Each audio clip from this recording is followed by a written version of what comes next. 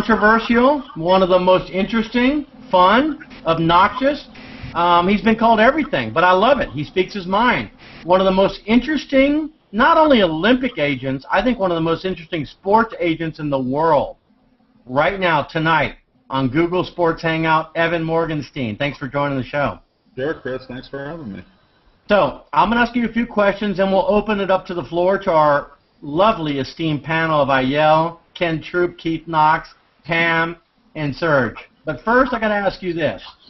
Are you brash? Are you narcissistic? Are you a crusader for athletes? What side am I on, and what should I believe? Well, it depends which one of my psychiatrists you actually talk to. I unfortunately have had far too many tell me far too many bad things. Look, I'm all those things because in the end, I think if you're good at what you do and you're going to advocate for your clients, you got to be a bully. And that's what I am. I'm a bully. I push people around because that's what I have to do. I'm in an environment where I don't have the benefit of a union. I don't have the benefit of lawyers looking out after my shit. I have to fight that fight every day. That's what I have to do. So I've got Olympic athletes that have nobody to take care of them but me. So when the USOC or the IOC or their governing bodies dictate things that work against their best interest, which is to ultimately fund their own training because nobody else is doing it, when that goes against them, then I've got to stand up, and I think I've put myself in a position where I'm the guy with a really, really big bat. And, you know, it didn't start out that way, but it's the way it is now, and I think people know that if I'm going to call and tell them that this is problematic, I'm not just saying it, I back it up. What I love about that is it's very difficult to be in that space and to be able to face a big organization like the U.S. Olympic Committee and to say, look, what you're doing is wrong. Most people would be scared because you could be shut out pretty quickly. How did you have the guts to do it? And you were in Dallas recently. I read an article. You confronted them face to face. You don't just talk the talk. You speak it right to them. How do you get away with that?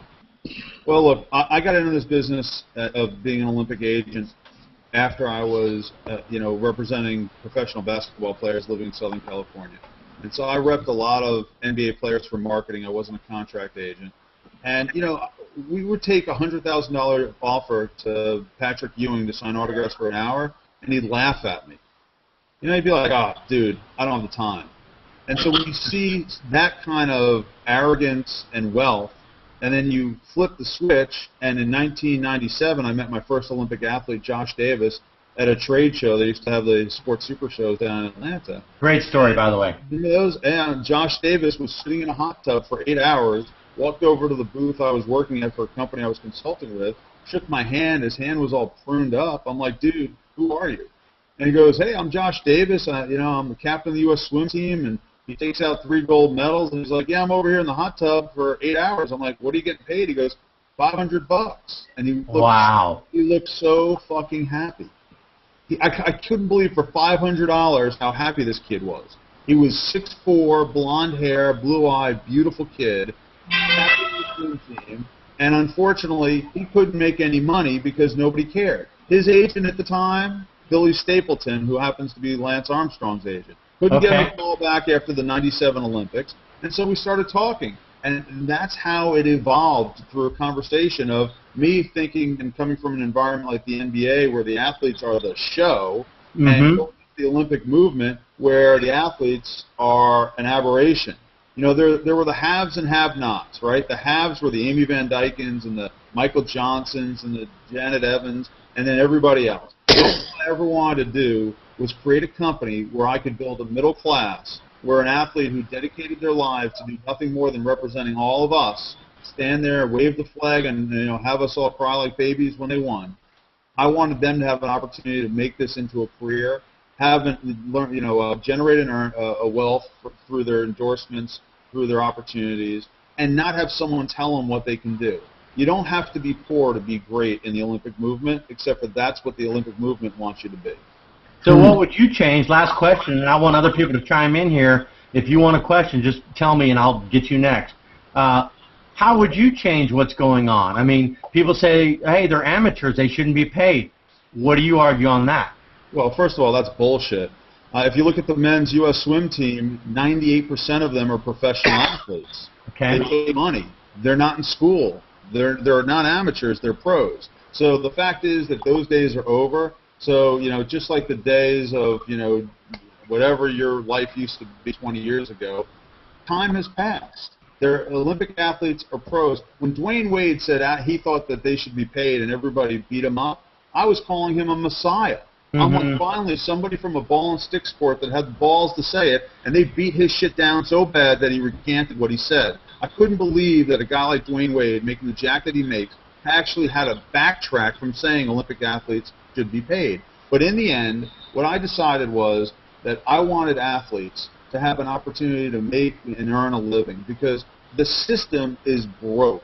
It's broke for the athletes. It's not broke for those that oppress. So those that oppress, the people that run the Olympics at the IOC level and at the governmental level from the different countries, what happens is there's no distribution of wealth. I'm going to give you a statistic that should get all of you pissed off. Less than 2.5% of the athletes that are in London right now at the Olympic Village have any direct contribution from an Olympic sponsor. 2.5%. So that means 97.5% of the athletes are funded by some other force, another company, whatever it is. So once you get to 2 weeks away from the Olympics, then the IOC and the USOC starts calling those companies that pay the bill for those 4 years, they start calling them ambushers and vilify them and demonize them. When in fact, if it wasn't those companies that were paying the bill for those 4 years, our Olympic team would look completely different. And what I tell people time and time again, enjoy what you see in London, because when we go to Rio, you're going to see a lot more medalists from Asia, from Europe, from Australia, and from Russia, because these countries have a better financial system in terms of funding their teams than we do in the United States. So enjoy Michael Phelps, Ryan Lochte, the women's soccer team, our women's gymnastics team, but moving forward, if they don't change the financial system, you're going to see a lot less Americans at the top of the medal stand. I've always said, follow the model in a sport like the NFL or Major League Baseball. Take 57% of the revenue and put it towards the athletes. I'm talking about TV. I'm talking about endorsements, licensing. Why in the world do we not even know what kind of revenue is being flowed through? We don't see it, right? I don't know what the IOC is making. You get all these people in Switzerland walking around with suitcases full of money, wearing blue blazers and clanking glasses about what a great time they're having, but the athletes are indentured servants. They have no idea what they're making. They're told what to do, and they have no power. And that's tell me, you've talked about this before, and I don't remember the exact figure you gave me, but what kind of money do they get paid for, like, meals a day? It's like so minimal. I mean, so they basically have to support themselves to go to the Olympics, correct? Yeah, I mean, look, USA Swimming is one of the better NGBs. Chuck Wilgus, who runs USA Swimming, he is a great guy. He cares. I don't feel like he's doing anything overtly to hurt the athletes. And having said that, he is not hired to make athletes wealthy. Right? I mean, that's not his job description. He didn't fill out a form for a job rec that said, make athletes wealthy. What he filled out a form that said was to run a sport and generate wealth for sport, not the athletes, because the juxtaposition that everybody should understand is in the Olympics, I'll give you the analogy, that it's like Little League Baseball running MLB, because you have those people that are running the age group sports, running the professional team of each of these sports that go to the Olympics and generate all the money for the minor leagues. So it really is like Little League Baseball running Major League Baseball. That's how the Olympics are run. It's back-asswards. It makes no sense. Mm-hmm. All right, who's got a question here? If not, I'm going to keep rolling. But who's ever ready, let me know. Okay, we'll keep it rolling then. Oh, no, I've got one, Chris. Okay, Ayel's up to go. Let's go. Oh, yeah, I'm good to go. How you doing, Chris? Good, man. Thanks for coming on. Oh, it's my pleasure. Great to finally meet you, Evans. I've been reading up on some of your press on the Internet and about your company. And you've already destroyed my first stock question, though I saw you were given to colorful expressions, and I wanted us to push the envelope here, Chris. We really haven't had that much colorful language on this show. Yeah, and never. I was just wondering if Evans could grace us with some of his well-known colorful remarks, but he's already broken that barrier, so we'll just see how far we can go. This isn't cable TV, broadcast TV, or anything like that. But he's really nervous about speaking his mind, so don't push him, please. Oh no, I was gonna bait him, but he's already off and out of the gate. I don't know if I could catch him. Honestly, we could just sit here and let him roll for an hour. We don't have to do anything. I know. Okay, well, I'm going to see if I can touch on some of his tender, more emotional memories and see if I can trigger an inflammatory response. Now, I've read about and just have witnessed just recently how passionate you are about defending the athletes that you represent. And what I'd like to know is, where does that come from? I don't mean from like your professional background, but I mean, where do you get all that fire, energy, passion, and go to bat forever for your athletes? I mean, what's in your personal background is there that gives you that desire to stand up for your athletes?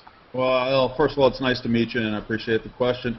Well, look, a couple things. First of all, my dad played football at Syracuse. I went to Syracuse, so I've always been around sports. Sports has always been a passion in my life. The three most important men in my life outside of my dad was Joe Namath, Walt Frazier, and Tom Seaver. So, you know, I'm a New Yorker, and those three meant so much to me. They defined my childhood because every season was a different sport. So I always had a passion for sports. When I got the job, I used to work for a number of IBM-owned companies. And so I was in technology for years and years and years. And what I finally realized was I got tired of working for idiots. You know, I got tired of people in the technology industry, you know, those who can do and those who can't are sales managers.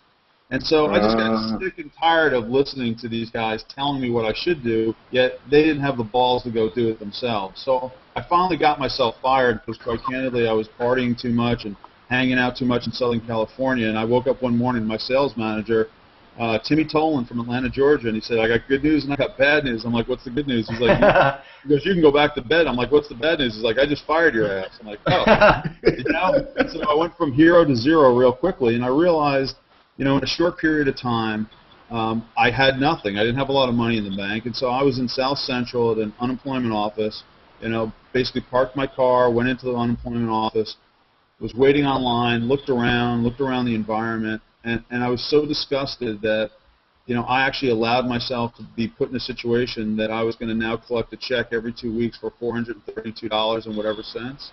And I said, fuck it, I'm not going to do it. And I turned around and I walked out. And I decided that there's got to be something better for me. And at that moment, there wasn't internet. It was the early 90s, and I couldn't just go to a computer and find a job. I went to a library in Marina del Rey and found a reference book that listed all the different sports entities, teams and companies and agencies. I sent out 140 resumes, and I got 2 back, one saying no and the other one saying come in for an interview. And the one that said come in for an interview was a company that was owned by Charles Smith, who used to play for the New York Knicks. And I interviewed with them for almost 3 months, got the job. As you know, luck had it, they wouldn't hire me. And I finally went in, met the sales manager, actually the vice president of the company, and said, look, I need this job. I'm running out of money. How about this? I'll do this 30 days for free. If you like what I do, you hire me. He's like, I'll take that deal. And so 2 weeks into it, the director of sales took a job with Coke, and they hired me 2 weeks into it. So I like to tell people I was so fucking good that they were forced to hire me. But that's why I'm addicted. I'm addicted to Coke for one reason, because that's my career was based on some guy getting a job in Atlanta at Coke. So I took the job, and what I realized meeting a lot of the NBA athletes was just how powerful the agents were in basketball. You know, I'd met with Arn Tellem, I had met with a lot of these agents, and I realized the strength of the NBA is the agent. You know, it's easy to cast aspersions to agents like Scott Boras and some of these other people, but I look at people like that and I say, holy crap, these guys are well prepared, intelligent, they love their clients, right? And in the end, they're right if they get their clients paid. So, you know, the average fan could say, oh my God, A-Rod made $500 million, that's absolutely insane. Well, if you're the owner of the Texas Rangers and you pay him that much money, it's not Scott Boras' fault, right? He didn't force you. There was no gun to his head. He had capacity to pay that kind of cash. So that's where this came from. My experience working with NBA athletes where they had all the power, and when I flipped the switch in the Olympic movement, and realized what lemmings they all were in the Olympic movement. They're all great people with a passion. But when I got into this in 96, 97, they just towed the line. I'll tell you a quick story, and this guy doesn't remember it, but Skip Gilbert, who now is the head of USA Triathlon, he was the head of USA Swimming at the time, and I was very confrontational, as I am now, and I told him that the athletes needed to get paid more money. And we were on a pool deck at a Nationals, and he said to me, he goes, Evan, he goes, look, you have two choices. You can either be part of the party or you can be out of the party. He's like, if you continue down this path, I promise you, I'll never allow you on another pool deck again. And that was the most exciting thing anybody ever told me. Like, if you tell me I can't do something, that's it, man. You just solidified I'm never going to go away. So that's where it came from. A lot of people talk shit about me. The example you gave about Dallas with the USOC, it was the USOC Media Day, and I went down there because I had a bunch of clients. Phil Dowhauser. You started up, man.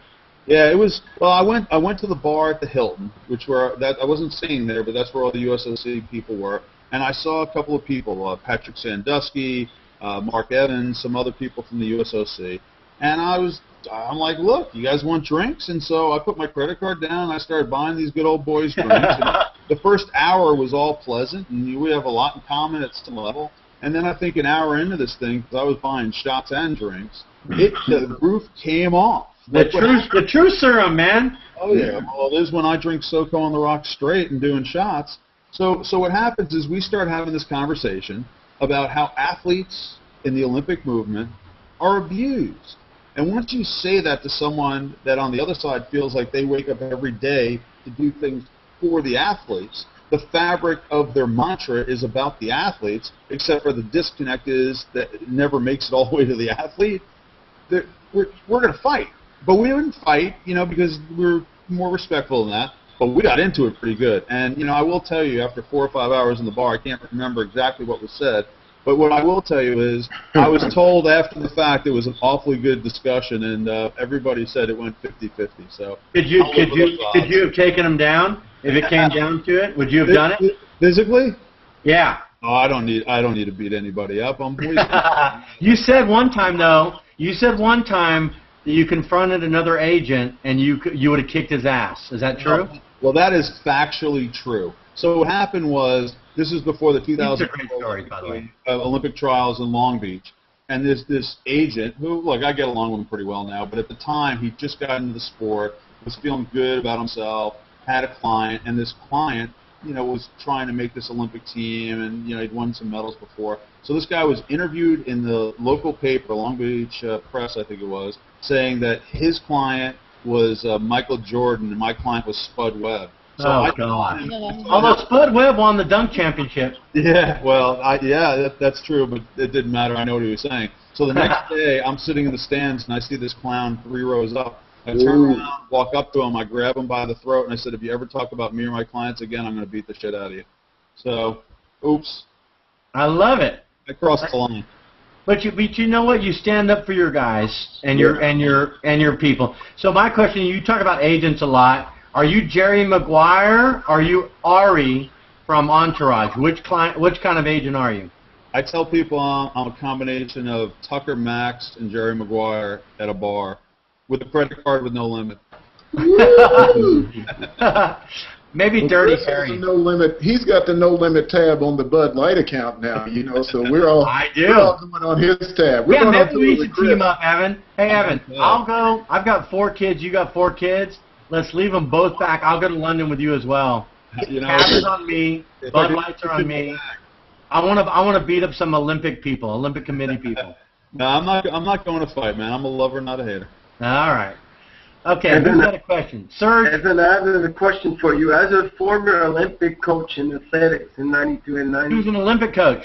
Right.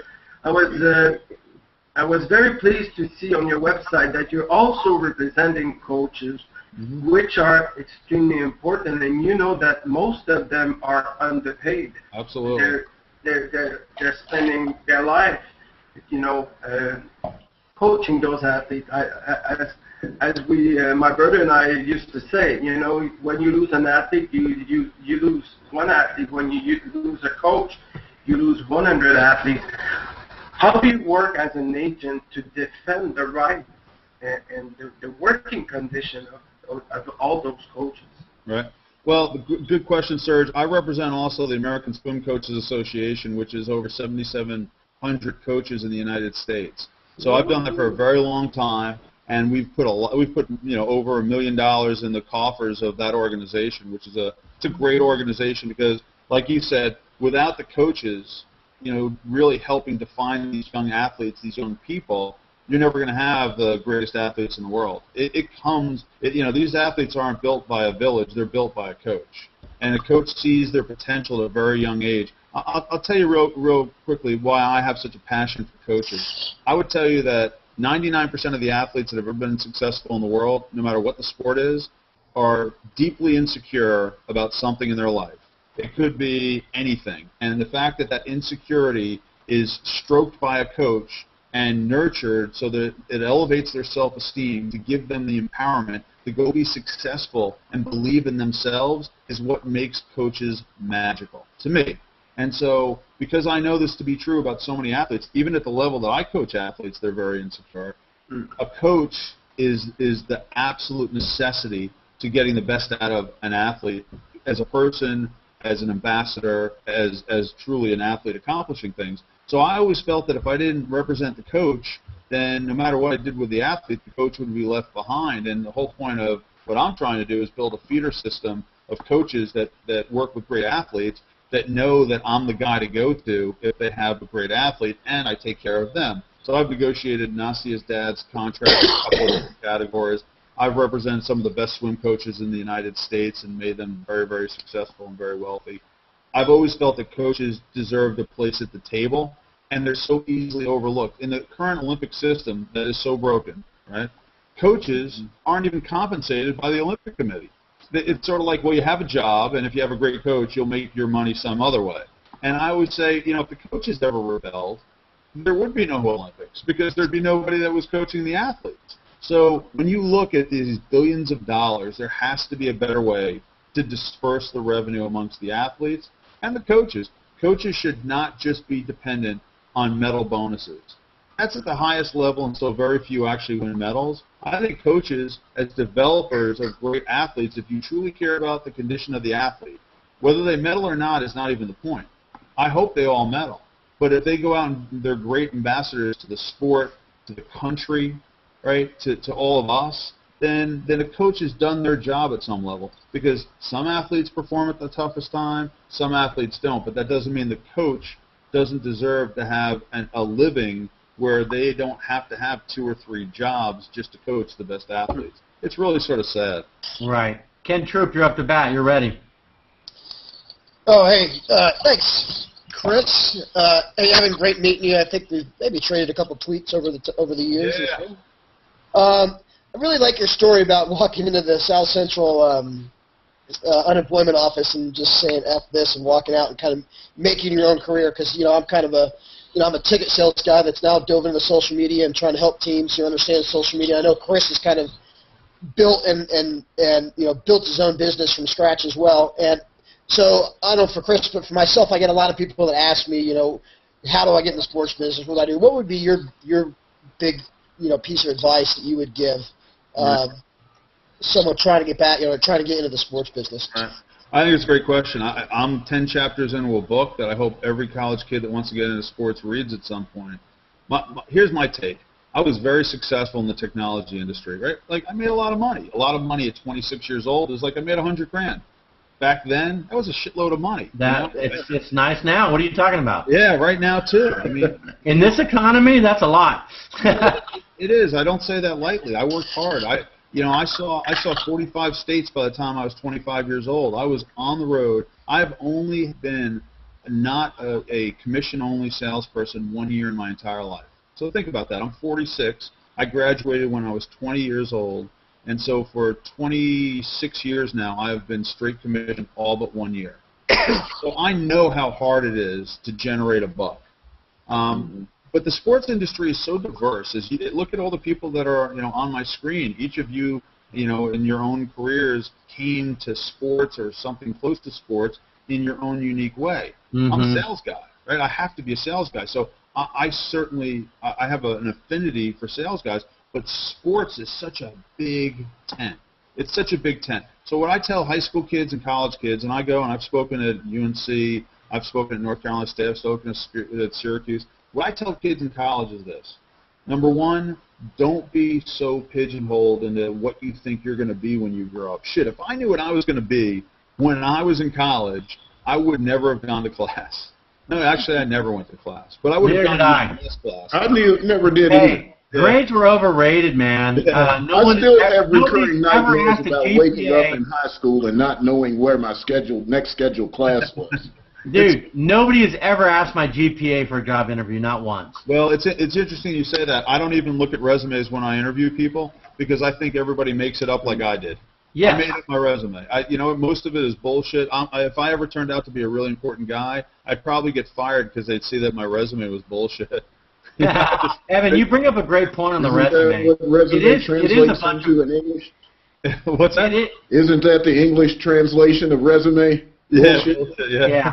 You're right. The resume is a bunch of baloney. When people say, what would you look for in a resume? I wouldn't. You know what I would do? I'd Google you first. I'd find out online what you are, where are your articles, who's writing about you. That's your resume. Well, if you're not online, you don't exist.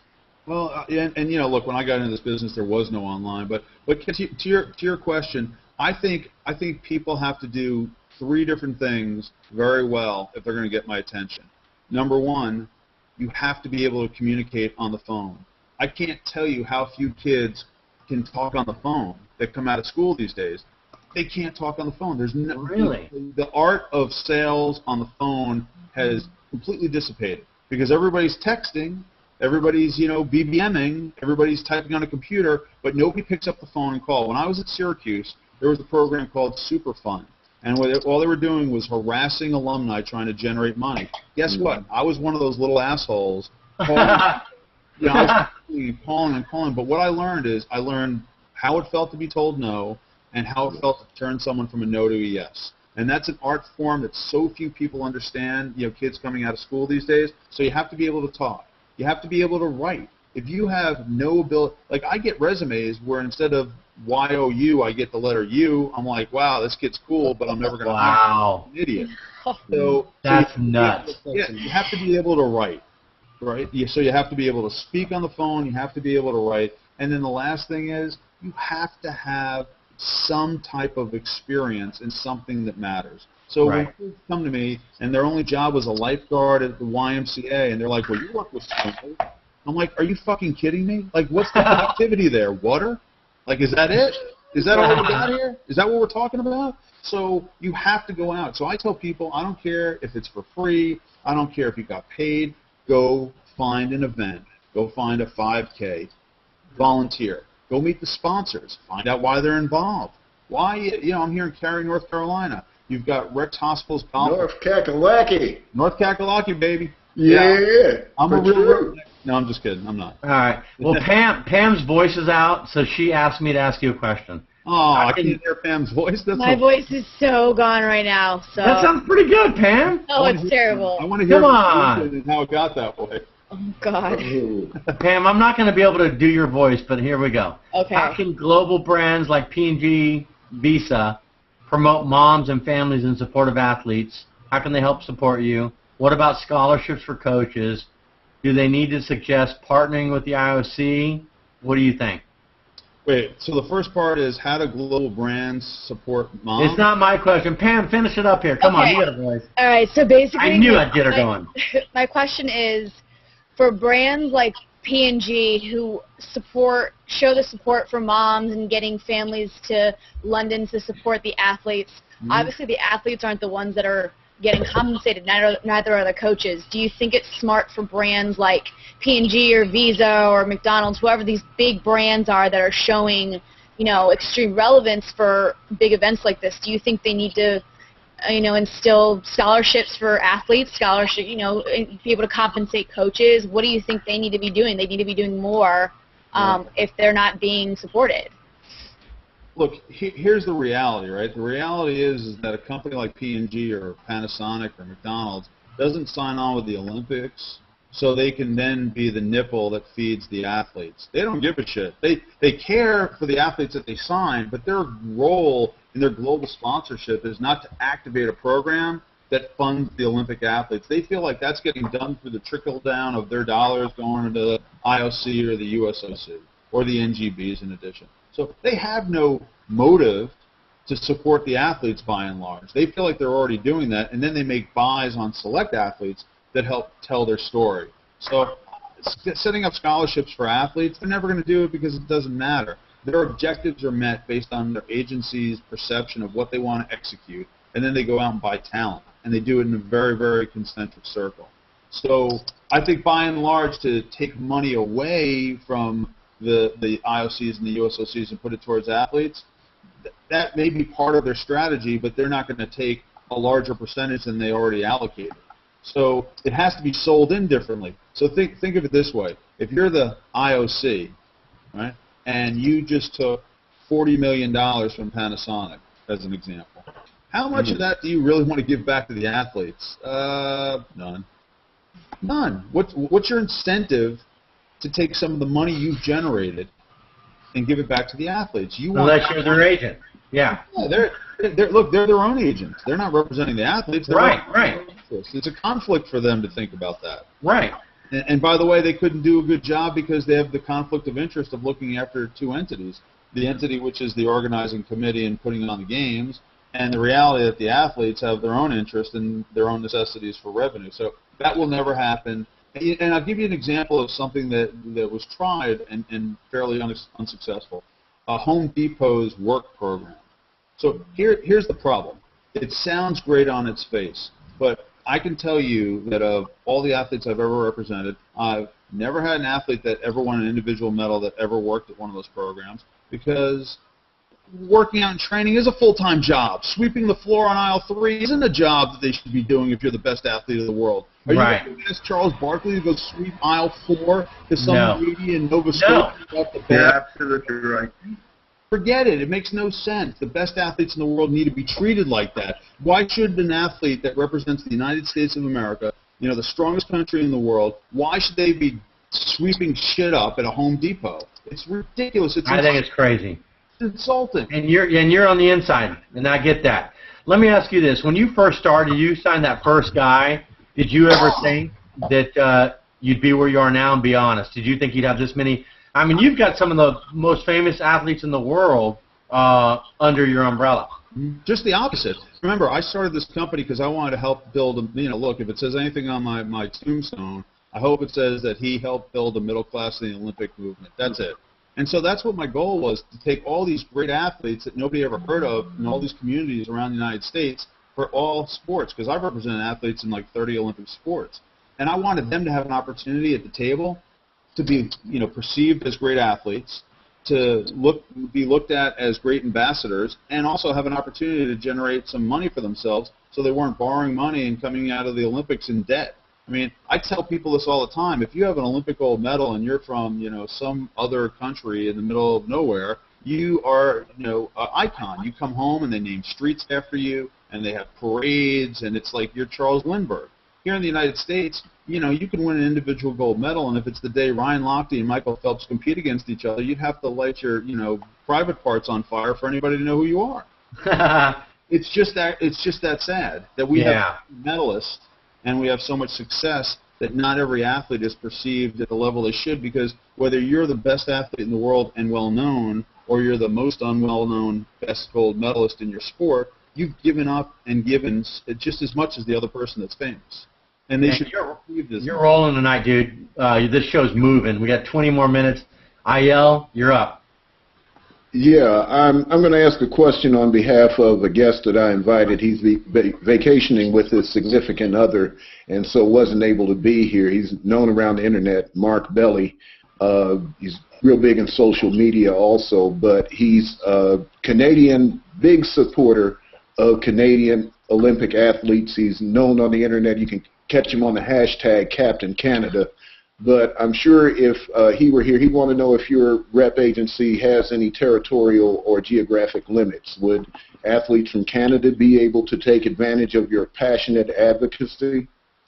Well, and I've represented athletes in other countries. Actually, I don't think I've ever represented a Canadian. Look, there's no limit to what I can do and where I can do it because I'm not certified and I don't need to be because there's no union, right? So you guys, if you want to be sports agents in the Olympics, come on, man, grab a client and be famous. But the truth, just like you. I'm kidding. I don't want you to do that. Go back to your day job. But the fact is that, I have represented athletes in other countries. It's challenging. It's challenging if it's a country that doesn't speak English, as you can imagine. But even in a place like Canada, the rules are different. The requirements are different in terms of what they're looking for and how they're funded. It's possible. It'd be more difficult. I would think that an agent that's based in Canada that can work the territory, that can go to the events more easily, that can build a power base of companies and agencies at PR and marketing that trust them and want to work with their clients, it would be much more successful than me flying in from North Carolina and acting like the nasty American that I am. All right, we've got a lot of people ready for questions now. Ken's up next. Oh, I forgot my question, but now I didn't remember it. So what's the fix? I mean, I know this is a 15-minute show left or whatever, but what's the fix? I mean, if you had the chance to, grab the IOC and corner them in a room and really talk about solutions, what's the fix? I think you can't go that way because, think of really any kingdom in history. You can't go to the king and say, listen, can you just give me some more of your treasure? That's when you get hung. Here's how it has to work. It has to be bottom up. It can't be about the agents, right? Because I talk until I'm blue in the face and nobody really gives a shit about what I say. The athletes have to stand up and unify. So as an example, Sonia Richards-Ross just started a hashtag, We Demand Change. And it's talking about how there should be revenue divided equally amongst athletes as well as the organizing bodies. And all of a sudden I started seeing a lot of athletes that I know in the United States and outside of the United States, tweeting about that and putting that hashtag. Here's the bottom line with social media. They can control social media in terms of threatening by kicking them out and taking their medals. If they tweet about ambush, that they can have that power. But what they can't do is they can't steal the First Amendment rights of Americans to say whatever the fuck they want. So if they want to say that the Olympic Committee should pay them because they deserve to get paid, try throwing them out. Because I tell my clients, at the precipice of the door of the Olympic Village, fall on the ground and make them drag your ass out, and I'll have a camera crew there in 30 seconds, and you'll be a global icon before you know it. Yeah, we'll be there, dude. I think we need to go there with our video crew and do behind the scenes. I'm flying. I'm serious. Knox, organize this trip. We're going. I'm going with you, man. I'll be there. I'm serious. We need to go. You're firing me up. I'm going. The Olympics are coming, baby. I'm going. Okay. I love your spirit, man. I do too, man. He's a great guest. He fights for his athletes, man. And it's hard to take a stand because it can be scary facing the big boys, the king, as you say, to stand in front of the king and tell him what you believe, and you do that. How? Why? I got a joke for you, though. Hold on, Ayel. He's about to say something important. I don't know if it's important or not, but I would tell you that I would say conservatively, we've lost no less than $500,000 this year because there are companies out there that find it challenging to do business with us because of the stand that we take. It's so pro-athlete and so anti-establishment. And I get that. And, I hear whispers from people that I know about people that, find it difficult to do business with me. And, I think Trip Mickle did a good job of sort of capturing that in his article in Sports Business Journal. It was a great article. Yeah, and it has affected my business. And you know what? What I say to that is, if you're going to be a dreamer and chase windmills, at the end of the day, you don't chase windmills because there's a $ sign on each one of the lats. You chase windmills because your dream is that there's something in that windmill that's worth chasing. It's not money. I'm not about money. Think about it. What I want more than anything is I want those billions of dollars to be dispersed to the athletes. And here's the thing that most people don't get. I don't make a fucking dime from that money. I don't take money in from bonuses from the Olympic Committee. I don't take money from stipends from the NGBs. So to call me a money-grubbing whore, go ahead, but you can't prove it, because when it comes right down to it, I don't commission any of the money that I'm fighting for and risking my career for. So I sleep well at night knowing that it's not about me and it's not about my commission. It's about my clients, and that's exactly what I do. And you said that affected your business in a good way or a bad way, that article? Horrible, horrible. You know, it's a bad economy, and in a bad economy, you want to kiss everybody's ass and get every dollar you can, but unfortunately, it's hard to play that game if you feel like people are offering shitty deals. I mean, literally, I've gotten offers from Olympic sponsors that was so below market that I didn't. My instinct should have been, okay, let me get back to you and figure a way to try and talk them up. My instinct was, are you fucking kidding me? This is a shitty deal, and it just imploded. And that's happened many, many times, and I'm not happy about that. But I can't believe how low some of these deals are starting at. It's not fair, and it's not commensurate with what you should be paying the best athletes in the world. Good night, everybody. No, it's a great ending. Like, I want to end the show right there. That was awesome. I don't know how much more we can go after that comment. All right, who's got a question? I have a question, Chris. Serge is back. You know that social media is a powerful tool for your clients to create awareness for their sponsors. How do you feel about the fact that IOC is restricting the possibility for the athletes to share their experience during the Olympics? Well, look, I don't blame the IOC at all. Remember, if you're a king and you have a castle, you're the one that digs the moat. Who I blame are the people at Twitter. So let me give you an example. I've had arguments with people at Twitter because I can't believe that they actually participate in this nonsense. When you are Twitter because of free speech. You are the true representation of everybody being wherever they want to be. So they're out there tweeting whatever comes to your mind. You want to tweet that, you know, you just saw whatever, you feel this way, you feel that way. That's what Twitter is all about. The fact that Twitter participates at any level with organizations that shut down free speech, no matter what the reason is. So what the IOC rules are saying is that ambush marketing is bad. That's fine for them. The fact that Twitter is somehow participating at any level without any kind of discourse negatively about this, you know, onerous rule baffles me. And here's what's going to happen. It's going to take that one athlete who tweets while they're in the village with an Olympic medal, and they get thrown out because they tweeted it, and Twitter has a shitstorm on their hands because now Twitter is the facilitator of an athlete possibly losing their Olympic medal because they exercise their free speech.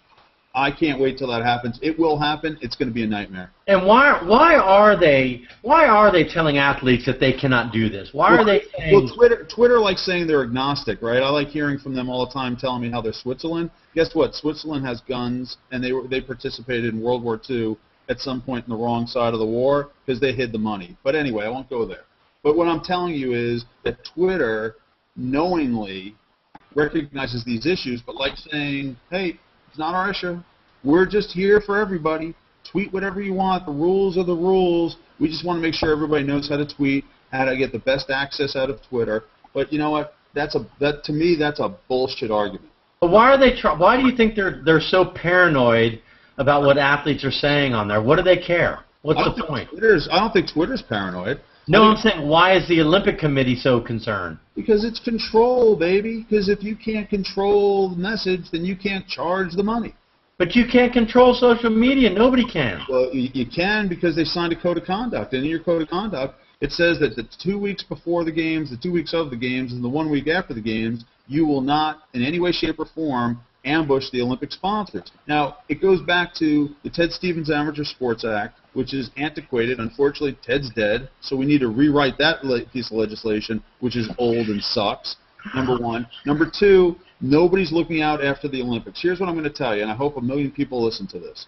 The Olympics are the only state-approved monopoly in the United States. Think about it. It's the only state-approved monopoly. Nobody questions it.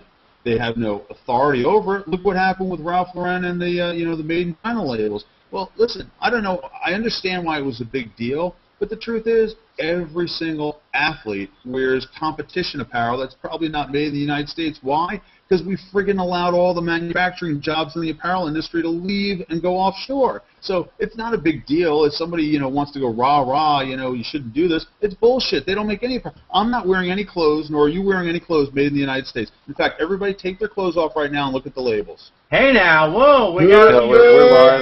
We're live. Hold You on. all can do that. I will refrain. Pam, close your eyes. All of a sudden, Pam's voice works. Yeah, I know. You finally spoke up. I'm not doing that. Oh, That was God. excellent. Excellent. So, how many athletes do you have at the Olympics? How many golds are you going to bring home? 9 athletes, and shit, if I knew that, man, I'd go to Vegas, not London. How I just got back from many do you Vegas. hope, realistically? Do you think you'll have at least one gold medal winner when you come home? Oh, I hope so. I mean, I've got people that are some of the best in the world. I mean, if you make it an Olympic team from the United States, then you've got every opportunity to be the best in the world. That's why we do what we do. Tell us who the athletes are, just so people out there in the world could give them some pub, get you guys some sponsorships. Tell us the athletes, what they do, and a little bit about them. Sure. I mean, Phil Dalhausser is the reigning Olympic gold medalist in beach volleyball. He's the thin beast. You can't miss him because he's 6'9" and he's got a bald head, and he's a cool dude. You've got Eric Chanteau, a cancer survivor, which is just amazing in and of itself. He told me after he made the 2008 Olympic team, pulled me aside and said, "Look, I got to tell you something." I thought he was going to fire me. I'm like, "What?" And he goes, "I have cancer." I'm like, "Yeah, uh-huh." I'm like, "Seriously?" He's like, "No, I have cancer." I'm like, Wow. "Fuck." Like, only at that point his parents knew and his coach, and then he told me, and so I orchestrated the whole conversation with AP so we can get the message out about screening. So he's an amazing guy that's done a lot of amazing Wow. things. Jessica Hardy, who had a 1-year ban because she had a tainted supplement, and now it's sort of her time to shine. It's redemption for her. I think she had so much opportunity in 2008 that went unclosed, and now she's got this great opportunity in several events. I think she's just going to roll. Amanda Weir, who's an Olympic medalist, is going to swim a relay. We've got David Badaya, who's the best diver in 25 years in the United States, who has an opportunity to, rewrite record books and be the iconic diver that the United States has been looking on the male side for many years since. Great stories, man. My client, Greg Louganis. We've got Clark Burkle, whose sister was already an Olympic medalist in swimming. He made the team in the 200 breaststroke. He's one of the smartest guys I know. I think he's going to end up on Wall Street someday, and I told him I want to be close enough to him because he's going to be worth millions. He's a great guy. Cullen Jones, everybody knows Cullen Jones. Cullen's like my little brother. I mean, I've got story, chapter, and verse of Cullen, and real interesting story. Cullen went to North Carolina State. I actually met him at State with his coach and his mom.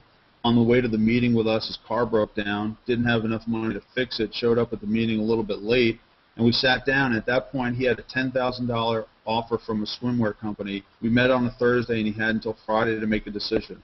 And after talking about 45 minutes to him and his mom, I said, "Colin, I'm going to ask you one question, and it's the only question that matters." He's like, "What?" I'm like, "Can you be the best in the world?" He said, "I can." I said, "Well, if you can be the best in the world and you can't take that deal because that deal is shit, and I'll go get you a better deal." He's like, "You think you can?" I said, "I know I can." I said, "You're an African-American successful swimmer in a sport that's all white." I'm like, "I'm going to do just fine for you." So he signed for me. We did a deal with Nike. I don't talk numbers, but it's worth plenty.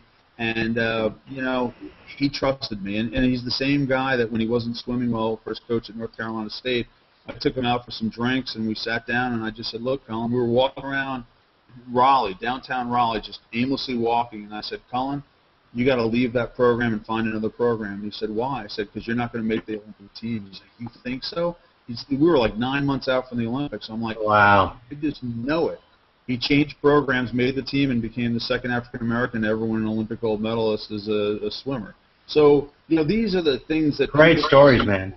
Right, that you have that opportunity to impact people's lives. So Cullen now is the head of the largest drowning prevention learn to swim program for African Americans and Hispanics in the world. Yeah. That's part of what we did. He's saving kids' lives. That matters. Eric Chanteau talking about screening. He's saving people's lives. So in the end, I really don't give a shit about how they perform. These are the kind of people that I can go to the wall for every single day because they're changing people's lives, silver, bronze, gold, or no medal at all. Evan, I gotta follow up. I'm about to cry because honestly, you're now touching me. I was thinking you were boisterous, obnoxious, opinionated, and now I'm hearing a caring soul here. You can't make this stuff up. You're a real person. I'm impressed. You have a heart. How do you have this passion for these people? It doesn't seem like it's all about money. You actually care about legacy and how you impact people's lives. Well, legacy is what it's all about, and it's interesting. My dad was a teacher in the South Bronx for 25 years, and every day he'd drive into the city, and South Bronx, if you don't know it, is one tough neighborhood. And in fact, that's where Cullen's from. He's from South Bronx originally, and that's, I think, partly why we get along so well. And my dad would drive into the city every single day, and he'd come back, and he just looked like he'd been through a war zone because he wasn't teaching. He was, more of a proctor than a teacher, and he just saw the city and the education of the city going downhill, and the things he heard and the things he saw, he came back and shared with me. And his last day of work, 25 years into the job, end of a school year, he walked to his car, and he was putting a box in the back of the car, and a kid came up behind him from his class to make the grade and hit him in the back of the head with a metal pipe and put him down and went to the hospital. And I said, you know what, that's probably not a bad kid. That's probably a kid that had a lot of anger because he couldn't achieve what his goals were, and nobody gave him an outlet to do it. And so I said, you know what, if I have an opportunity to work with young athletes at that level and give them the opportunity to be successful, they'll never want for anything else if they achieve their goals. And, I think that's where it comes from. I'm speechless, man. Absolutely. Dude, it's good to talk to you in person, not on Twitter. Nice, man. Follow my tweets. I'm going to London. I think there's going to be drinks involved. We'll all have a good time together, even if you're not there. I think I'm going now. I got a question on that note. Keith Knox is going to pay for my flight to London. We're going to come. I think we need to do a documentary on you. Is that cool? Hey, man. I got a question on that note. I've talked to you about it before. Yeah, you and I go to a bar, Evans, and we're on your credit card. So now, what kind of drink would you recommend that I drink? Would you buy for me? And what's your drink? No, he won't buy you one. He'll buy you 300. Well, I'm only going to start with one. I only drink Southern Comfort on the Rocks, double tall. But for you, I'll get you something fruity. Oh, booyah! Good one. Danny's back. I'll get two. We'll get two.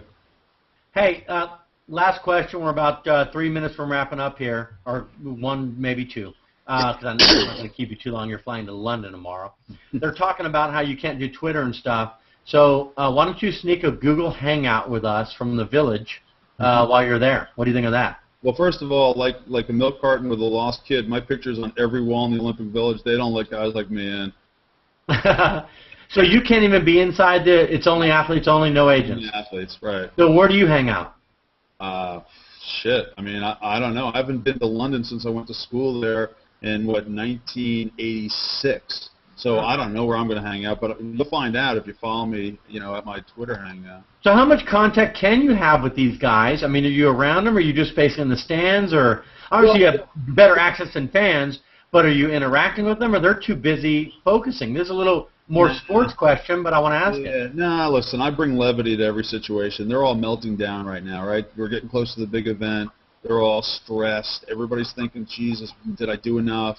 Did I rest enough? Did I train enough? Everyone's got a different perspective. What I do is I just put them in a place where they know everything else is taken care of. I had a conversation with Jessica Hardy, who's one of our great clients, and I said to Jessica, because we're talking about the what ifs, the what if this, the what if that. I said, Jessica, I'm coming to London with one sheet of paper, which means I've gotten everything else in your life taken care of except for my one sheet of paper. You go take care of your business. I got everything else taken care of. I got a plan. I've got experience. I know exactly what to do. Just put your mind at ease. I got it.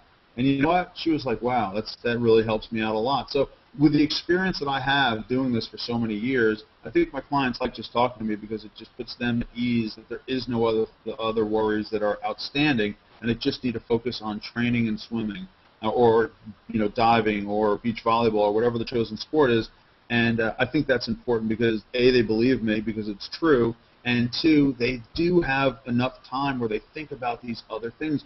It's hard to be a successful anything, whether you're a business person or an athlete, and not dream, right? That's the beautiful thing. We dream about the what ifs. What if we did this, and what if we did that? Listen, if I'm Adam Scott right now, I'm trying not to kill myself because I was that close to being an icon and having a legacy and always being there at the event every year that I'm alive as a winner. And now he's always going to be a runner-up. He's going to be, the butt of a joke. And unfortunately for him, he's never going to taste the victory that was so richly his because he blew it.